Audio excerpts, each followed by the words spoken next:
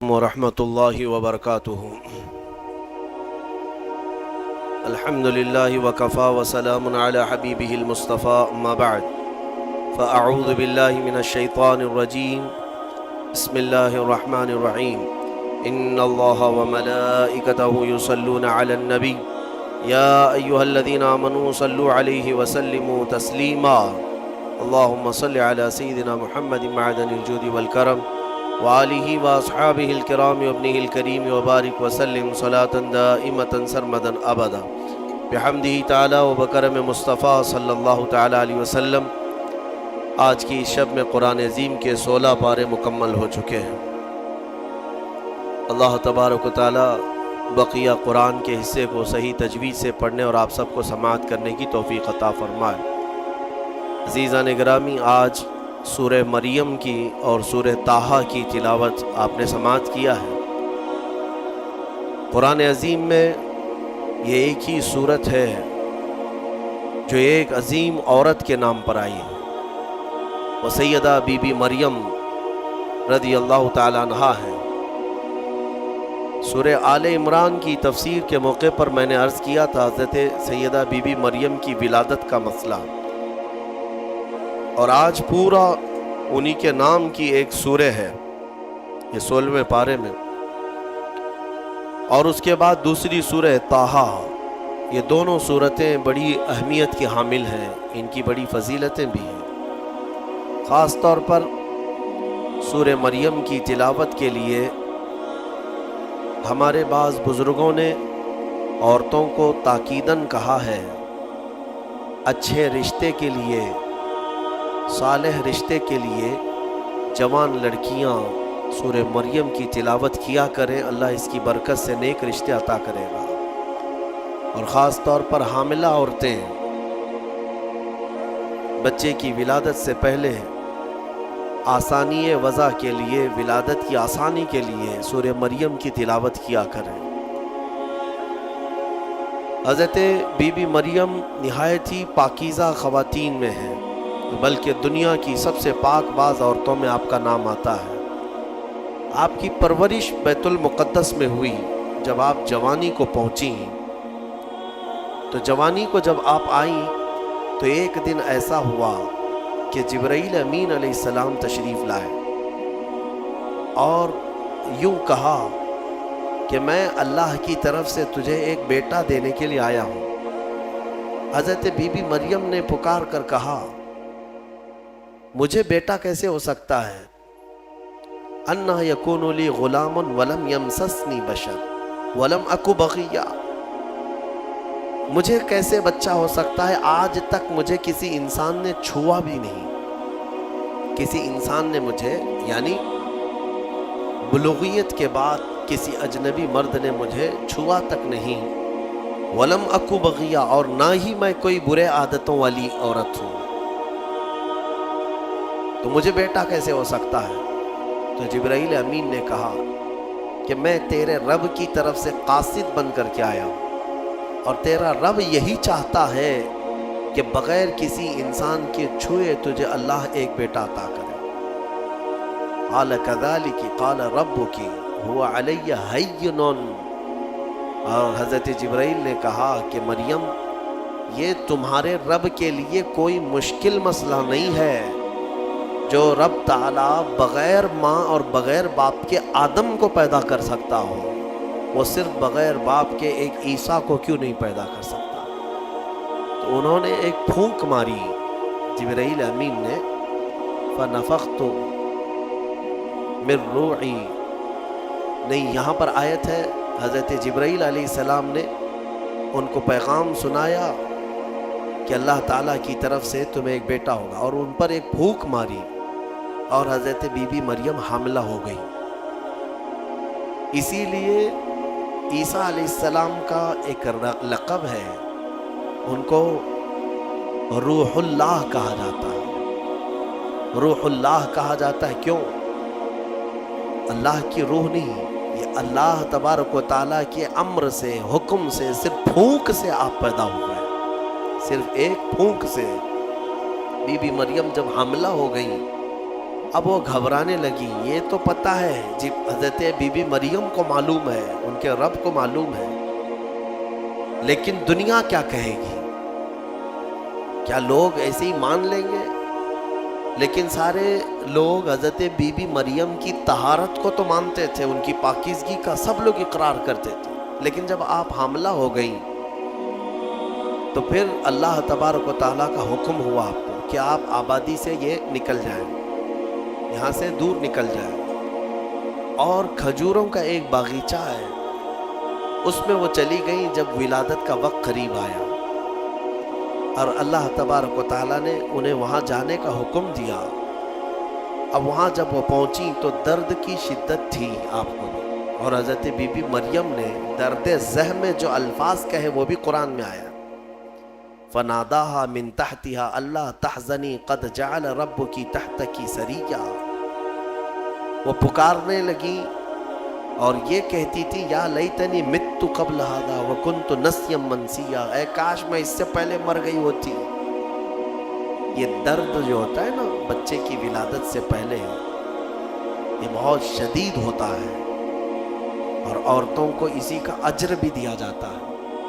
اگر بچے کی ولادت کے دوران کسی عورت کا انتقال ہو گیا تو اسے شہید کا مقام دیا جاتا ہے. وہ شہادت ہے, اس کی شہادت کا مقام ہے. درد زہ کو, یہ جو ولادت کا درد ہوتا ہے عورتوں کو, بعض حکماء نے کہا ہے, کچھ حکیموں نے, کہ روح نکلنے کے وقت 40 ایسی بڑی ہڈیاں ہیں جس سے روح نکل جاتی ہے تو موت آ جاتی. 40 ہڈیوں سے جب روح نکل جائے تو موت آتی ہے. بچے کی ولادت کے وقت عورت کی 39 ہڈیوں سے روح نکل چکی ہوتی ہے. اب اس سے اندازہ کریں کہ وہ موت کے منہ میں قریب جا کر واپس آتی ہے.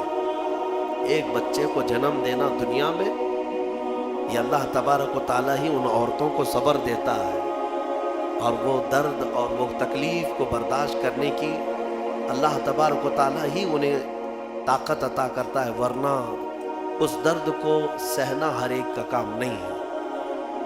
بہرحال حضرت بی بی مریم نے اس درد کی شدت میں جو پکارا وہ قرآن میں آیا ہے, قرآن میں آیا. اسی لیے تو حدیث پاک میں بھی ملتا ہے کہ سوال ہوا میرے آقا صلی اللہ تعالیٰ علیہ وسلم سے کہ میں یا رسول اللہ اپنی بوڑھی ماں کو اپنے کندھے پر بٹھا کر حج کرا چکا ہوں, خانہ کعبہ کے ساتھ طواف, اور گرم زمین جس میں ننگے پیر میرے تلووں میں آبلے پڑ گئے, تو کیا میں نے اپنی ماں کا حق ادا کر دیا؟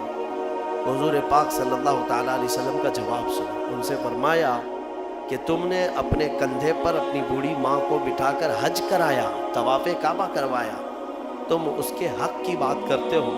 جب تم اپنی ماں کے پیٹ میں تھے ایک جھٹکا تم نے جو لگایا تھا اس کا بھی حق نہیں ادا, کیونکہ بچہ جب گھومتا ہے پیٹ کے اندر ماں کے, ہر گھومنے کے وقت, ہر چکر کے وقت اس کا ایک الگ درد ہوتا ہے.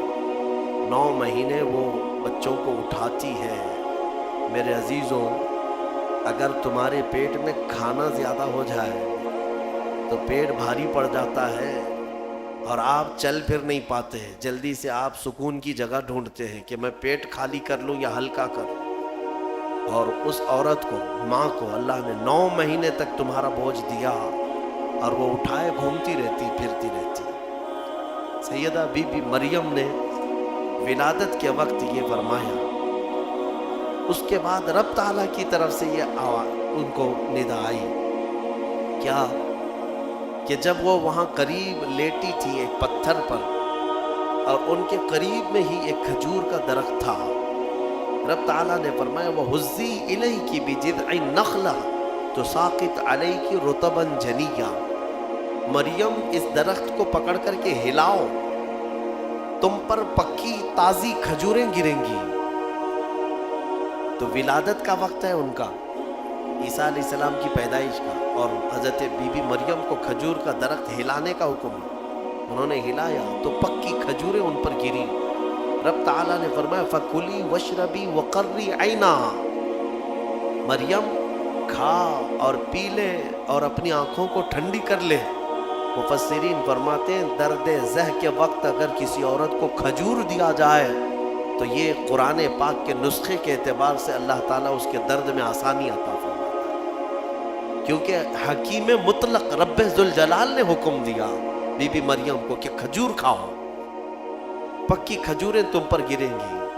تو کھجور کا حکم بھی ہے۔ ہمارے بزرگوں کے ہاں رواج تھا کہ ولادت کے وقت جب تکلیف زیادہ ہوتی تو کچھ کھجوریں لا کر کسی امام کے پاس، عالم دین کے پاس لاتے کہ کچھ دم کر کے دے دیں کہ گھر میں ولادت ہونے والی ہے۔ اب کہاں ہے کون سا کھجور، کون سی مٹھائی، سیدھے آپریشن تھیٹر میں لے جانا ہے اور بند کرنا ہے، کاٹنا ہے پھر نکالنا ہے۔ خیر، اللہ تبارک و تعالی آج بھی جو لوگ اسلام پر چلنا چاہتے ہیں ان کے لیے آسانی عطا فرماتا ہے۔ یقیناً تھوڑی ہی دیر کے بعد حضرت عیسیٰ علیہ السلام کی ولادت ہوئی۔ یہ بیت اللحم جو جگہ ہے آج بھی وہ فلسطین میں ہے۔ بیت اللحم جس پتھر پر حضرت عیسیٰ علیہ السلام کی ولادت ہوئی وہ جگہ آج بھی موجود ہے۔ پھر وہاں سے حضرت بی بی مریم نے اپنے بچے کو اٹھایا، کوئی نہیں تھا وہاں پر، ان کے حمل سے لے کر ولادت تک کوئی بھی قریب نہیں آیا اور نہ زندگی میں کبھی ان کو کسی نے چھوا۔ آپ نے گود میں اٹھایا، اب کیا کریں گی، بچہ آ گیا ہے۔ رب تعالیٰ نے فرمایا فَإِمَّا تَرَئِنَّ مِنَ الْبَشَرِ أَحَدًا فَقُولِي إِنِّي نَذَرْتُ لِلرَّحْمَنِ صَوْمًا فَلَنْ أُكَلِّمَ الْيَوْمَ إِنسِيًّا۔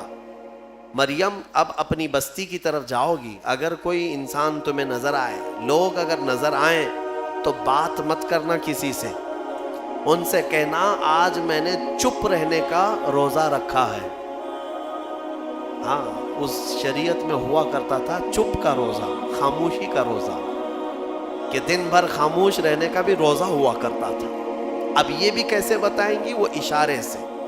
اس زمانے میں ہوتا تھا جب کوئی خاموشی کا روزہ رکھتا تو وہ اشاروں سے بات کرتا، سامنے والا سمجھ جاتا آج اس کا خاموشی کا روزہ ہے۔ کاش یہ روزہ اور بھی ہمارے ساتھ ہوا کرتا ہے، لیکن اس شریعت میں ہمارے ہاں چپ کا روزہ نہیں ہے، خاموشی کا روزہ نہیں ہے۔ میں تو یہ سوچتا ہوں کم سے کم عورتوں کے لیے تو ہو جاتا۔ خاموشی کا روزہ بڑا ثواب ہے، وہ بہت بڑی غلطیوں سے، گناہوں سے بچ جاتی۔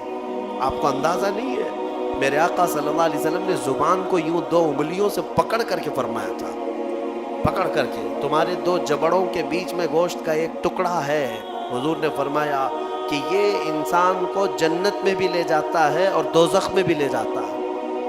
ہاں، اور پھر ایک حدیث پاک ہے، حضور فرماتے ہیں 2 جبڑوں کے بیچ میں ایک گوشت کا ٹکڑا، زبان، 2 رانوں کے بیچ میں ایک گوشت کا ٹکڑا، شرمگاہ، جس نے ان 2 چیزوں کی حفاظت کی ذمہ داری لے لی، میرے آقا فرماتے میں اسے جنت میں لے جانے کی ضمانت دیتا ہوں، جنت میں لے جانے کی ضمانت دیتا ہوں۔ یہ 2 چیزوں کی اگر کوئی حفاظت کر لیا۔ خیر، حضرت بی بی مریم اپنے بچے کو لے کر کے آئی، لوگ دیکھنے لگ گئے کہ مریم ہے اور اس کی گود میں بچہ ہے، تو ظاہر سی بات ہے قوم کا جو رویہ ہوتا ہے، سیدھے پکار کر کہنے لگے یا اخت ہارون ما کان ابوک امرأ سوء وما کانت امک بغیہ، اے مریم یہ کیا کر لیا تو نے۔ اخت ہارون جو ہے اس وقت سب سے پاک عورت کو کہا جاتا تھا، اخت ہارون، لقب کے طور پر حضرت بی بی مریم کو انہوں نے پکارا۔ نہ تمہارے باپ برے تھے نہ تمہاری ماں بری تھی، یہ تو نے کیسے کر لیا، یہ بچہ تیری گود میں کیسے آیا۔ فاشارت الیہ، انہوں نے اشارہ کیا اپنے بچے کی طرف، کیونکہ اللہ تعالیٰ کا حکم تھا اگر کوئی بات کرے تو بات مت کرنا، اپنے بچے کی طرف اشارہ کرو، آج میں خاموشی کا روزہ ہوں۔ اشارہ کیا اپنے گود والے بچے کی طرف، 1 دن کا بچہ ہے، تو لوگ بول پڑے کہ تو اس کی طرف اشارہ کر رہے، قالوا کیف نکلم من کان فی المہد صبیا، ہم کیسے بات کریں اس سے جو آج گود میں ہے تیرے، آج کا بچہ ہے۔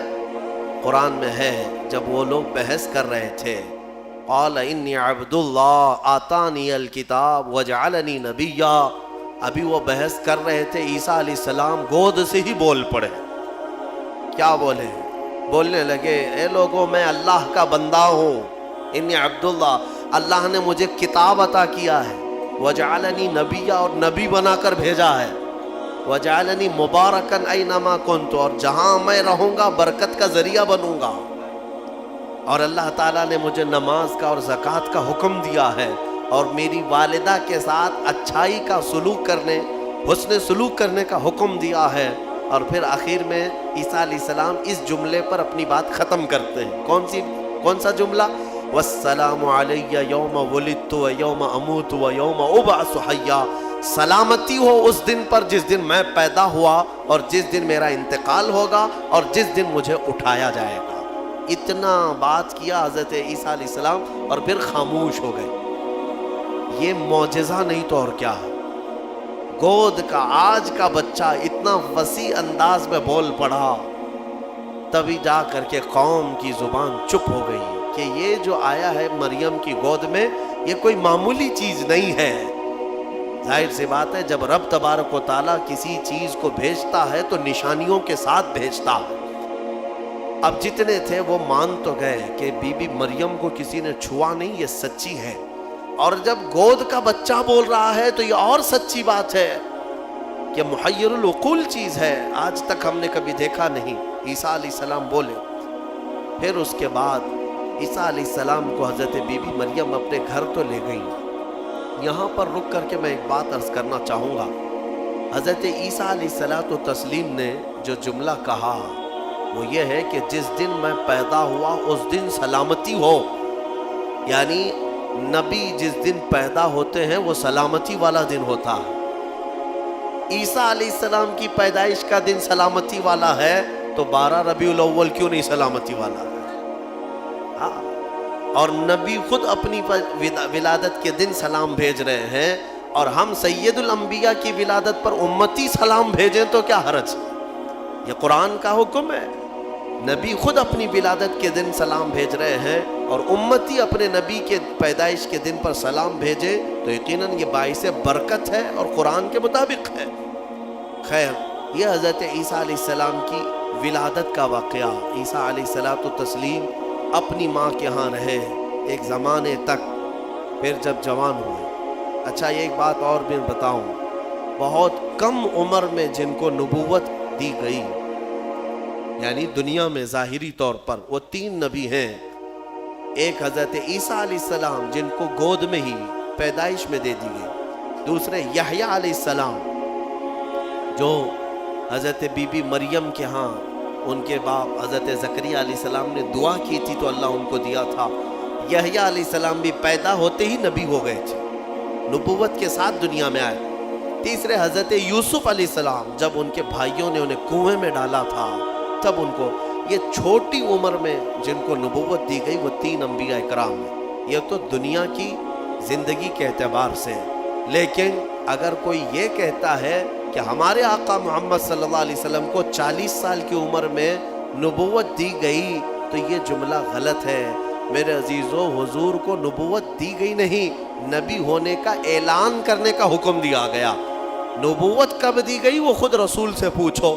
میرے آقا فرماتے ہیں کنت نبیًا وآدم بین الماء والطین، میں تو اس وقت بھی نبی تھا جب آدم علیہ السلام کو ابھی مٹی اور پانی میں گوندا جا رہا تھا۔ آدم علیہ السلام کا ابھی پتلا بھی نہیں تیار ہوا تھا، حضور فرماتے میں اس وقت بھی نبی تھا۔ تو نبی تو میرے آقا صلی اللہ علیہ وسلم پہلے سے تھے۔ بہرحال عیسیٰ علیہ السلام اللہ تعالیٰ کی ایک نشانی، ان کی ذات ہی اللہ کی ایک نشانی ہے، کیونکہ عقل میں یہ آ جانا کہ بغیر باپ کے دنیا میں آئے جبکہ ان کی ماں کو کسی مرد نے چھوا نہیں۔ اسباب تو یہ بتاتے ہیں دنیا میں کہ ایک عورت اور ایک مرد کے اختلاط سے ہی بچہ پیدا ہوتا ہے۔ دنیا میں بچے کی ولادت ایک مرد اور ایک عورت کے ملنے سے ہی ہوتی ہے، لیکن یہاں عیسیٰ علیہ السلام کی ولادت میں کوئی مرد کا اختلاط نہیں، تو عام انسانوں کے دماغ میں یہ بات نہیں آتی۔ تو اسباب کی طرف دیکھنے والا انکار کرتا ہے اور خالق اسباب کی طرف جو توجہ کرتا ہے وہ انکار نہیں کرتا، کیونکہ اسباب تو یہ بتاتے ہیں کہ ایک روٹی کھانے کے لیے کئی منزلوں سے سفر کرنا پڑتا ہے، لیکن میرا رحمان چاہے تو سیدھے آسمان سے دسترخوان بھی اتار سکتا۔ ہاں یہ اس سے بھی زیادہ تعجب کی بات میں آپ کو بتاؤں، اس سے بھی زیادہ تعجب کی بات، صالح علیہ السلام اللہ کے نبی ہیں، ان کی قوم بڑی سرکش تھی، نافرمان تھی، اور پتھروں کی پوجا کرتے تھے اور پتھروں کے گھر بناتے تھے انہیں تراش تراش کر کے۔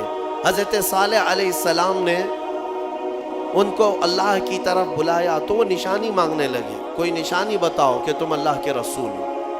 تو اس زمانے میں پتھروں کے لیے ان کا بڑا مسئلہ تھا کہ پتھروں کی عبادت بھی ہے، پتھروں کے گھر بھی بناتے تھے۔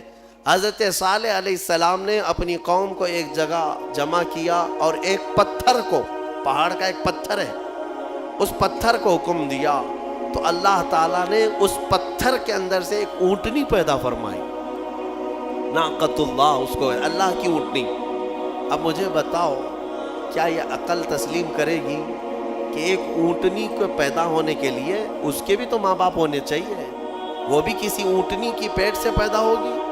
لیکن اتنا محیر العقول واقعہ کہ پتھر اور اونٹنی کا کیا میل۔ ہاں یہ بھی بات سمجھ میں آ سکتی ہے کہ ہاتھی کے، ہتھنی کے پیٹ سے کوئی اونٹنی پیدا ہو گئی، یا کسی جانور کے پیٹ سے کوئی دوسرا جانور پیدا ہو گیا، کچھ قریب تو سمجھ میں آتا ہے، لیکن پتھر کے اندر سے اونٹنی پیدا ہونا یہ سمجھ میں آتا ہے؟ اللہ تبارک و تعالیٰ جب اپنی نشانیاں دکھانا چاہتا ہے تو اسی طرح کے معجزے اپنے نبیوں کو دیتا ہے اور ظاہر کرتا ہے تاکہ لوگ ان اللہ کے نبیوں کی حقانیت کو تسلیم کریں۔ اسی لیے ہم کہتے ہیں کہ پتھروں سے پانی کا جاری ہونا سمجھ میں آتا ہے۔ اگر تم پیاسے ہو، ہم نے کہیں پتھر میں سوراخ کر دیا اور پانی بہنے لگ گیا تو آپ پانی پی لیں گے، ہو سکتا ہے تھوڑا بہت تعجب کریں گے، تھوڑا بہت تعجب کریں گے، ہاں انہوں نے پتھر سے پانی نکال دیا، لیکن دماغ میں تمہاری یہ تو ہے کہ بہت سارے پہاڑوں میں دیکھا ہے ہم نے پتھروں کے بیچ سے پانی بہتا ہے۔ لیکن محمد الرسول اللہ صلی اللہ علیہ وسلم کے صحابہ جب پیاسے ہوئے تو پتھر سے میرے آقا نے نہیں، انگلیوں کے بیچ سے پانی جاری کر کے دکھایا۔ سمجھ میں آتی ہے یہ بات؟ پتھر سے نکلنا تو سمجھ میں آتا، انگلیوں سے نکلنا، اور انگلیوں سے میرے عزیزو پسینہ نہیں کہ 2 بوند 4 بوند نکل گیا ہو پانی اور اس کو جمع کر لیا ہو، بلکہ صحابہ فرماتے ہیں اس وقت مجمع میں 1400 صحابہ تھے اور سارے صحابہ نے پیٹ بھر کر پانی پیا۔ پنجاب رحمت حضور کی انگلیوں سے جو نکلے اس پانی سے سارے صحابہ 1400 صحابہ نے پانی پیا، اپنے مویشیوں کو، جانوروں کو پلایا، اپنے برتنوں میں اور اپنے مٹکوں میں سب بھر بھی لیا۔ اور صحابی فرماتے ہیں اس وقت اگر ہم 10,000 بھی ہوتے تو وہ پانی کم نہ ہوتا، اس سے زیادہ کی تعداد بھی ہو۔ یہ جو معجزے ہیں اللہ تبارک و تعالیٰ کے نبیوں کے لیے دیے جاتے ہیں، اور یہ نشانیاں حضرت عیسیٰ علیہ الصلوۃ والتسلیم اللہ رب العزت کی کھلی نشانی تھے۔ اب آگے میں بتاتا ہوں، ایک تو ان کی پیدائش ہی نشانی ہے، ان کی ولادت ہی ایک نشانی ہے، لیکن جب آپ جوان ہوئے اور لوگوں کو اللہ کی طرف بلائے، ایک خدا کی دعوت، اس کے باوجود لوگ نشانیاں پوچھتے رہے کیونکہ وہ یہودیوں کی جماعت میں آئے تھے۔ بنی اسرائیل میں حضرت عیسیٰ علیہ السلام پیدا ہوئے، اس وقت یہودی تھے، اور یہودی نافرمان قوم اکثر نبیوں کو جھٹلایا کرتے، یہاں تک کہ نبیوں کا قتل بھی کرنے میں ان کا بڑا ہاتھ رہا ہے۔ یہودیوں نے تقریباً 10,000 نبیوں کو قتل کیا ہے۔ ہاں ہم اللہ کے نبیوں، قرآن صاف کہتا ہے وَيَقْتُلُونَ النَّبِيِّينَ بِغَيْرِ حَقٍّ وَيَقْتُلُونَ الْأَنْبِيَاءَ بِغَيْرِ حَقٍّ، نا حق یہ نبیوں کو قتل کیا کرتے تھے یہ یہودی، کیونکہ ان کی طبیعت کا اگر مسئلہ نہیں ملتا تو نبی کو مار دیتے، ان کو اپنی طبیعت کا مسئلہ چاہیے ہوتا، شریعت ان کو ویسی چاہیے جیسا وہ چاہے۔ انبیاء کرام علیہ السلام کوئی کمپرومائز کرنے کے لیے نہیں آتے، وہ حق کے داعی ہوتے ہیں، حق کے داعی ہوتے ہیں۔ بہرحال حضرت عیسیٰ علیہ السلام جب جوان ہوئے تو آپ کو پھر سے نشانیاں پوچھی گئیں کہ آپ اللہ کے رسول ہیں، آپ اللہ کے نبی ہیں، کوئی نشانی؟ اب اللہ تعالیٰ نے آلریڈی ان کی ولادت ایک نشانی ہے، پھر ان کو معجزے عطا کیے۔ کون کون سے معجزے؟ عیسیٰ علیہ السلام کو 3 معجزے اور دیے گئے، 3 معجزے۔ وہ کیا تھے؟ عیسیٰ علیہ السلام خود اپنی زبان میں فرماتے ہیں، جس کو قرآن میں اللہ تبارک و تعالیٰ نے بیان فرمایا کیا ہے؟ احیی الموتى باذن اللہ، ابرئ الاکمہ والابرص واحیی الموتى باذن اللہ، اور ایک ہے وانبئکم بما تاکلون وما تدخرون فی بیوتکم۔ تین معجزے، توجہ چاہتا ہوں، عیسیٰ علیہ السلام کو تین معجزے دیے گئے۔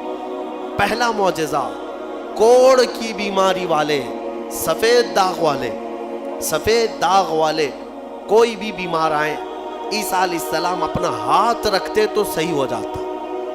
ابرئ الاکمہ والابرص، کوڑ والا، سفید داغ والا، یہ بیمار اگر حضرت عیسیٰ علیہ السلام کے پاس آتا تو آپ اس کو ہاتھ پھیر دیتے تو اس کی بیماری ختم ہو جاتی۔ دوسرا معجزہ، وَأُحْيِي الْمَوْتَى بِإِذْنِ اللَّهِ، کہتے ہیں کہ میں مردوں کو اللہ کے حکم سے زندہ کر دیتا ہوں۔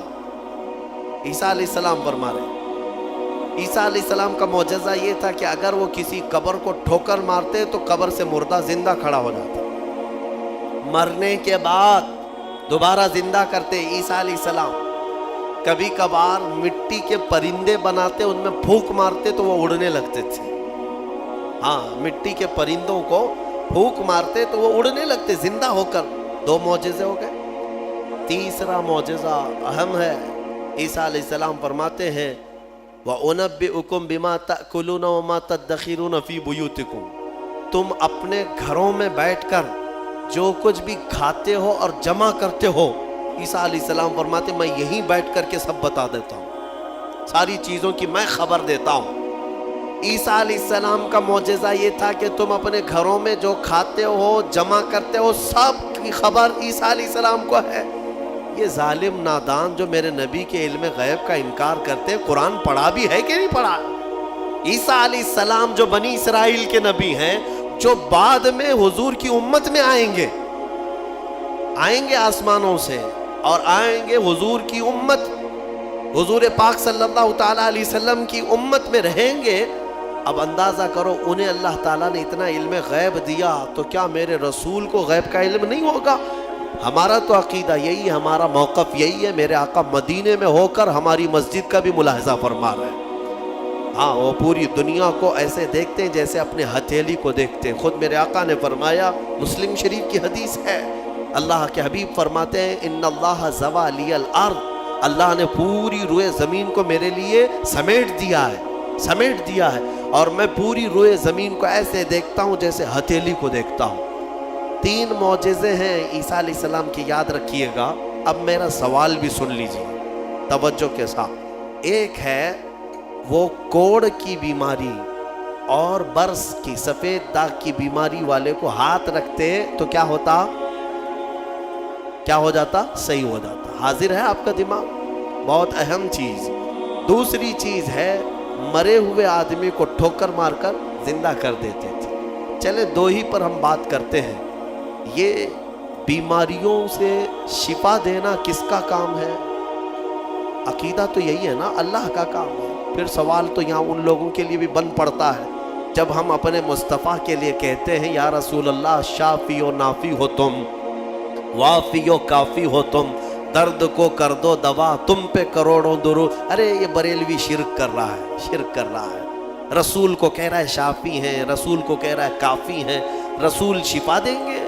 جب ہم درود تاج میں پڑھتے ہیں دافع البلاء والوباء والقحط والمرض والالم، ہمارے رسول بلاؤں کو دفع کرنے والے، وباؤں کو دفع کرنے والے، درد کو دور کرنے والے، ہر کرب سے آزاد کرنے والے، ہم پڑھتے ہیں درود میں۔ تو اس پر کچھ لوگوں کا پیٹ درد ہوتا ہے اور کہتے ہیں کیسے تم رسول کو کہہ رہے ہو کہ وہ بیماریوں سے دور کرنے والے ہیں، وہ کیسے دور کر سکتے ہیں؟ ان سے میرا سوال یہ، قرآن کی کوئی آیت پڑھا بھی ہے یا نہیں؟ عیسیٰ علیہ السلام خود کہہ رہے ہیں کوڑ کی بیماری اور برس کی بیماری والے کو میں ہاتھ رکھ دوں تو صحیح ہو جاتا ہے۔ عیسیٰ علیہ السلام ہاتھ رکھ دیں تو صحیح ہو جاتا ہے۔ اچھا، اس سے بھی بڑی چیز، زندگی دینا اللہ کا کام، موت دینا اللہ کا کام، یہ اللہ تبارک و تعالیٰ کی قدرت میں ہے، اور مرنے کے بعد دوبارہ اٹھانا یہ تو اور بڑی بات ہے، یہ اللہ کی قدرت میں ہے۔ اور وہ کام عیسیٰ علیہ السلام کہہ رہے ہیں کہ میں مردوں کو زندہ کرتا ہوں۔ میرے عزیزوں، اب یہ شرک نہیں ہوا؟ عیسیٰ علیہ السلام کے بارے میں اگر کوئی عقیدہ رکھے گا کہ وہ مردوں کو زندہ کرتے تھے تو شرک ہو جائے گا. کچھ لوگوں کے فتوے کے حساب سے تو شرک ہے، کیونکہ وہ رسول کے واقعات کو نہیں مانتے. غوث پاک نے اگر کسی مردے کو زندہ کیا تو کہتے ہیں یہ جھوٹی کہانیاں ہیں. ہاں یہ کیسے ہو سکتا ہے؟ یہ صرف اور صرف اللہ رب العزت کا کام. پھر قرآن جو عیسیٰ علیہ السلام کے بارے میں بتا رہا ہے، کیا عیسیٰ خدا ہیں؟ عیسیٰ علیہ السلام خدا ہے؟ یہاں ایک نقطہ سمجھ کر کے چلو. اللہ رب العزت یقیناً قادر مطلق ہے، رزاق وہی ہے، خالق وہی ہے، شافی وہی ہے. لیکن اگر وہ اپنی طاقت کسی محبوب رسول یا نبی کو شفا دینے کی طاقت دے دے، دوبارہ زندہ کرنے کی طاقت دے دے، یا بیماریوں سے دور کرنے کی طاقت دے دے، تو اس میں کسی کے پیٹ درد ہونے کی ضرورت نہیں. مولا جسے جو چاہے وہ مقام عطا فرمائے. یہ شرک بھی نہیں ہے. اللہ جسے جو چاہے وہ عطا فرمائے. اسی لیے ہمارا موقف یہ ہے الحمدللہ کہ ہم مانتے ہیں کہ رسول پاک صلی اللہ تعالیٰ علیہ وسلم بیماریوں کو دور کرتے تھے، لیکن ہم انہیں خدا نہیں مانتے. جیسے عیسیٰ علیہ السلام اللہ کی عطا سے بیماروں کو شفا کرتے تھے، میرے مصطفیٰ بھی اللہ کی عطا سے بیماروں کو شفا کرتے ہیں. اور اسی لیے ہم مانگتے بھی ہیں میرے آقا کی بارگاہ میں. ہمیں بزرگوں نے سکھایا ہے. بلکہ ایک حدیث بھی میں آپ کو بتا دوں. ایک صحابی آئے اور ان کے بھائی کا پیٹ درد کر رہا تھا، بہت تکلیف تھی. حضور کے پاس آئے، کہا یا رسول اللہ میرے بھائی کا پیٹ بہت درد کر رہا ہے. ڈاکٹر نہیں تھا کیا مدینے میں؟ کوئی طبیب نہیں تھا. وہ صحابی حضور کے پاس کیوں آئے؟ اس لیے کہ صحابہ کو معلوم تھا کہ یہ شفا خانہ ہے، یہاں سے جو حکم ہوگا اس میں شفا ہے. حضور اکرم صلی اللہ تعالیٰ علیہ وسلم نے فرمایا جاؤ اپنے بھائی کو شہد چٹاؤ، اسقیہ عسلا، اسے شہد چٹاؤ. وہ گئے، شہد چٹایا تو جلاب لگ گئے، یعنی بہت زیادہ لوز موشن شروع ہو گئے. وہ دوسرے دن بھاگے بھاگے آئے، کہا میں نے تو کل شہد چٹایا لیکن وہ زیادہ اس کا درد بڑھ گیا اور موشن شروع ہو گئے، یعنی جلاب ہو گئے، دست آ رہے. تو حضور پاک صلی اللہ علیہ وسلم نے دوسرے دن پھر کیا دوا فرمائی؟ کہا اسقیہ عسلا، جاؤ اس کو پھر شہد چٹاؤ. پھر سے شہد چٹاؤ. ایک دوا سے اگر فائدہ نہ ہو تو آپ پھینک دیں گے. اور وہ صحابی دوسرے دن پھر گئے، اپنے بھائی کو کہا آج پھر شہد کھاؤ. پھر انہوں نے شہد کھایا تو آج تو ایسا ہوا کہ ان کا بستر خراب ہو گیا، اٹھنے بیٹھنے کی طاقت نہیں تھی، اتنے زیادہ دست ہونے لگے. شہد جیسی کھا رہے بڑھتا جا رہا ہے، بڑھتا جا رہا ہے. تو کوئی آ کے یہ تو کہہ سکتا تھا کہ ریئیکشن ہو رہا ہے دوا بدل دیں. تیسرے دن آئے وہ صحابی، کہا یا رسول اللہ اب تو اور حالت بری ہو گئی، بہت زیادہ تکلیف پہ ہے. تیسرے دن میرے آقا صلی اللہ علیہ وسلم نے فرمایا جا اپنے بھائی کو شہد چٹا. تیسرے دن بھی اس صحابی نے کہا یا رسول اللہ شہد چٹاؤں؟ کہا ہاں، تیرے بھائی کا پیٹ جھوٹ بول رہا ہے، اللہ کا نبی سچ بول رہا. وہ گئے تیسرے دن شہد چٹایا. تیسرے دن جب شہد چٹایا تو نہ جلاب ہے نہ درد ہے، بلکہ پہلے سے بہتر صحت ہے، صحت و تندرستی پہلے سے بہتر ہے. وہ آئے میرے عزیزوں، کہنا یہ تھا کہ حضور پاک صلی اللہ تعالیٰ علیہ وسلم نے پھر ارشاد فرمایا کہ تمہارے بھائی کو شہد کی جو تجویز کی گئی تھی وہ اللہ تبارک و تعالیٰ کے حکم سے ہے کہ شہد میں اللہ نے شفا رکھا ہے. اب وہ گڑبڑ کیوں ہو رہی تھی؟ ایک بار چٹانے کے بعد اور گڑبڑ. شیطان اس طرح سے کرواتا ہے تاکہ تمہارا عقیدہ رسول کی بات پر نہ رہے، اور اگر تم جمے رہ گئے اسی بات پر تو شفا تو اللہ ہی کی طرف سے آئے گی. بسا اوقات ایسا ہوتا ہے کہ کچھ لوگ ہم سے آ کر کے کہتے ہیں کہ حضرت کوئی وظیفہ دے دیجئے. وظیفہ دیے، جو کام تھا وہ بھی چھوٹ گیا، آپ نے جو دیا اس سے ریئیکشن ہو گیا. اکثر لوگوں کو ایسا لگتا ہے ہمارے پاس وظیفہ لیتے ہیں، تعویذ لیتے ہیں، 2 دن کے بعد پھر بولتے ہیں کہ حضرت ابھی تک کچھ ہوا نہیں ہے. تو کیا ہمارے پاس موسیٰ علیہ السلام کی چھڑی ہے کہ ابھی ماریں گے تمہاری دکان کھل جائے گی، بازار میں تمہارا انبار لگ جائے گا؟ صبر بھی تو کوئی چیز ہے. آپ جن چیزوں کو تجویز کیا جاتا ہے علماء ربانیین کی طرف سے احادیث کے ذریعے سے، اس پر صبر ہوگا، اللہ تبارک و تعالیٰ تمہیں آزمائے گا، اور اگر تم کھرے اتر گئے تو انشاءاللہ ساری برکتیں تمہیں اللہ عطا فرمائے گا۔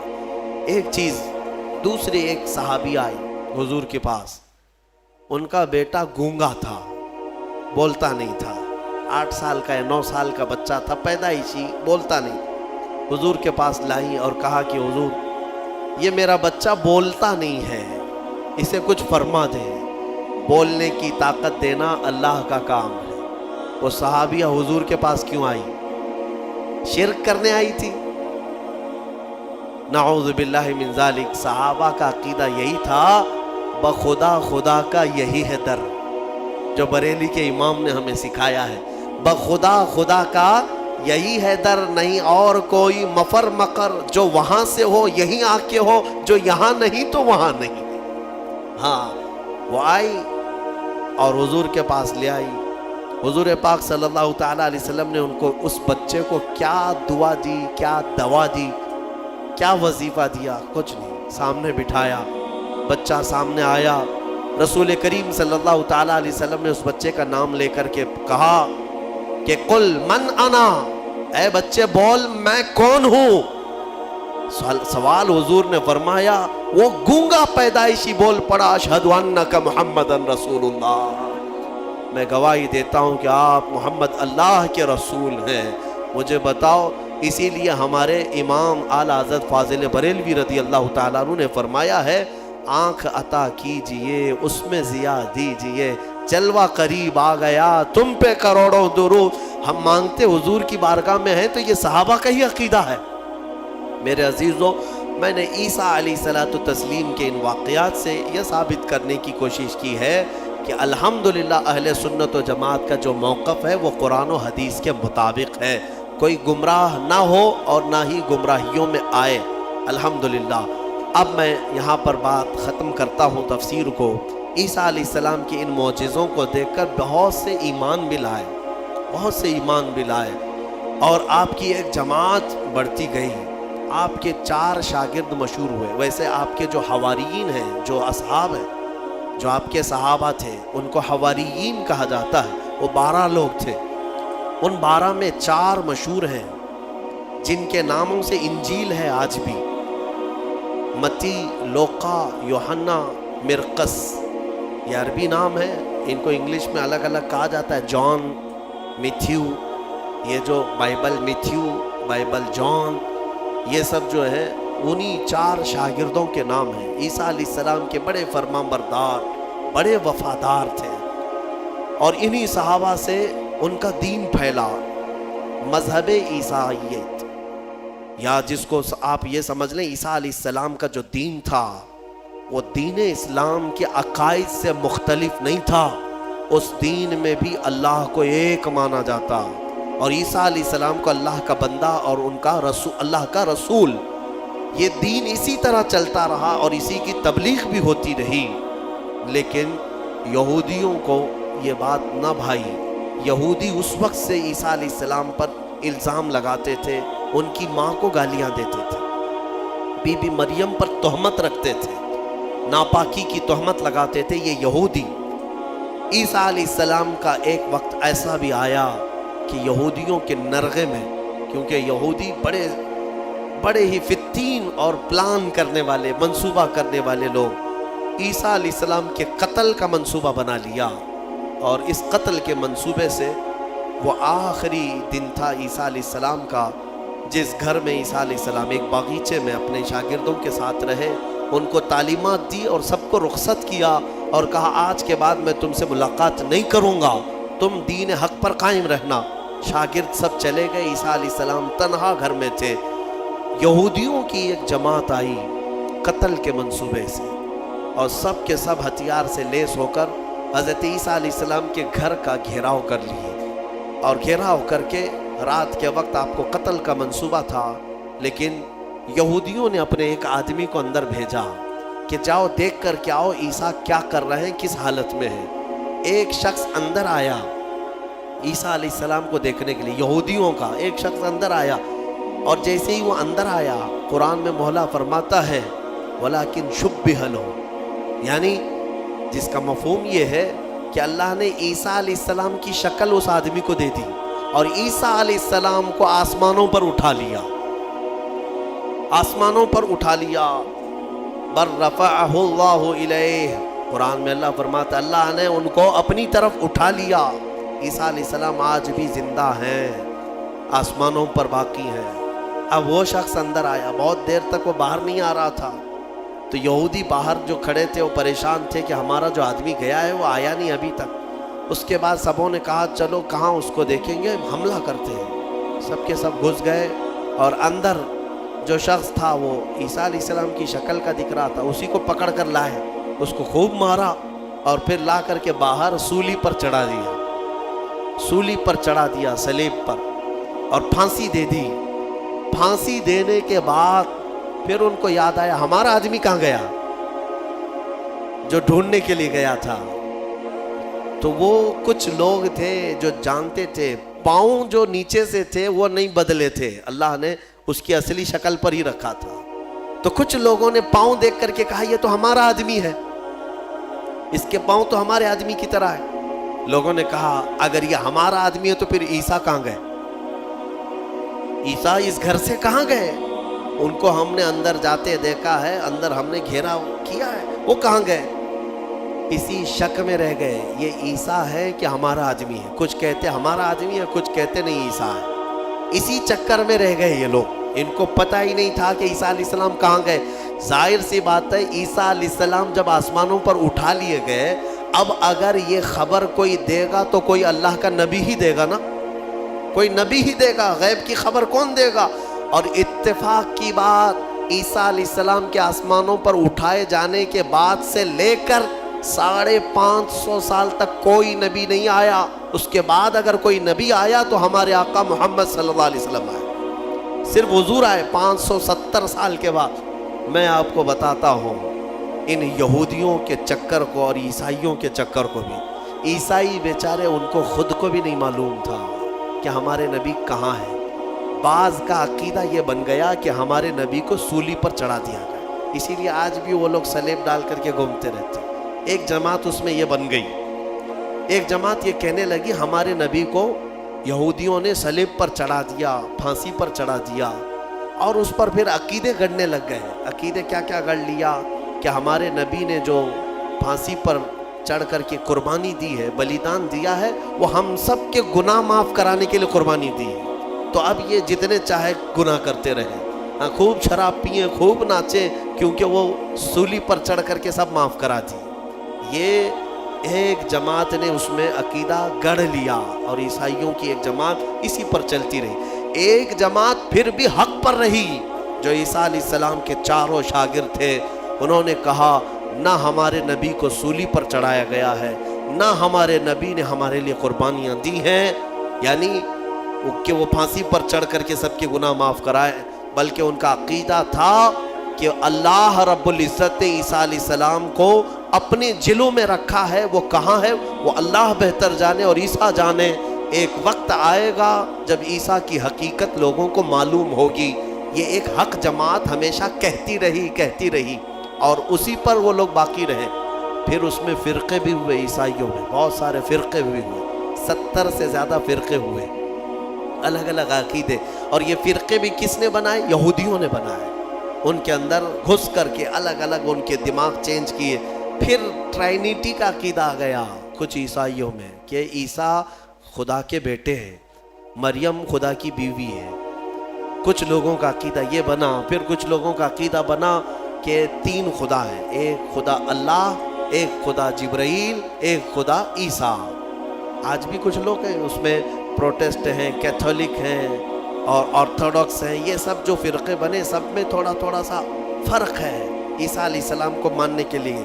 بعض کہتے ہیں گاڈ ہے، فادر ہے، اور پھر یہ سن ہے اور میری ہے، یہ 3 خدا ہے، ٹرائنیٹی کے عقیدے بنے۔ اب میں آپ کو بتاتا ہوں یہ میرے آقا صلی اللہ تعالیٰ علیہ وسلم کا احسان ہے پورے یہودیوں پر بھی اور عیسائیوں پر بھی، کیونکہ یہ جھگڑا کرتے رہے 500 سال تک، اتنا قتل کیا ہے عیسائیوں نے یہودیوں کا اور یہودیوں نے عیسائیوں کا 500 سال اتنے قتل ہو گئے جس کا شمار نہیں کر سکتے. پورا فلسطین خون میں نہا جاتا تھا جنگوں میں. یہ دونوں جماعتیں لڑتی تھیں. وہ الزام لگاتے ان کی ماں پر اور یہ یہودیوں پر الزام لگاتے. اور قرآن بھی کہتا ہے وقالت اليہود لیست النصارى علی شیء وقالت النصارى لیست اليہود علی شیء. دونوں کہتے تھے. عیسائی کہتے تھے یہودی کوئی چیز ہی نہیں ہے اور یہودی کہتے عیسائی کوئی چیز ہی نہیں ہے. دونوں لڑتے تھے. 570 سال کے بعد میرے آقا صلی اللہ علیہ وسلم جب جلوہ بار ہوئے اور پھر میرے آقا پر قرآن کی آیتیں اتری اور سورہ مریم اتری, تب میرے آقا نے علل اعلان فرمایا کہ اے لوگوں مریم پر تہمت نہ رکھو, وہ اللہ کی سب سے پاک باز بندی ہے. عیسائیوں کو احسان ماننا چاہیے میرے آقا کا کہ حضرت بی بی مریم کی طہارت پوری دنیا میں اگر عیسیٰ علیہ السلام کے بعد کسی نے بیان کی ہے تو میرے مصطفیٰ نے بیان کی. ہاں, اور دوسری بات حضرت عیسیٰ علیہ السلام کہاں گئے کہاں ہے عیسائیوں کو بھی نہیں معلوم, یہودیوں کو بھی نہیں معلوم. میرے آقا صلی اللہ علیہ وسلم نے قرآن کی وحی اترنے کے بعد لوگوں کو بتایا کہ یہ سب آپس میں اختلاف کرتے ہیں. حقیقت یہ ہے کہ عیسیٰ علیہ السلام کو نہ پھانسی دی گئی نہ سولی پر چڑھایا گیا, بلکہ عیسیٰ علیہ السلام کو اللہ نے آسمانوں پر اٹھایا ہے اور قیامت کے قریب عیسیٰ علیہ السلام پھر دنیا میں نازل ہوں گے. یہ عقیدہ میرے آقا نے دیا. ان عیسائیوں کو تمیز نہیں ہے, انہیں پتہ نہیں ہے اسلام کی دشمنی میں مرے جاتے ہیں. ہاں, اور جال بنتے ہیں. انہیں معلوم ہونا چاہیے کہ اسلام کے آنے کے بعد یہ احسان ہے میرے آقا صلی اللہ علیہ وسلم کا کہ بی بی مریم کی بھی طہارت بیان کی اور عیسیٰ علیہ السلام کی حقیقت بھی بیان کی ہے. اللہ تبارک و تعالیٰ ان گمراہ عقیدوں سے ہماری حفاظت فرمائے. ہمیں سورہ فاتحہ میں مولا نے جو سنایا ہے سکھایا ہے وہ یہی ہے اہدنا الصراط المستقیم. دعا کرتے نا, اے اللہ ہمیں سیدھا راستہ چلا, اے اللہ ہمیں سیدھا راستہ چلا. کون سا سیدھا راستہ؟ صراط الذین انعمت علیہم, وہ راستہ جس پہ چلنے والوں پر مولا تو نے انعام نازل فرمایا.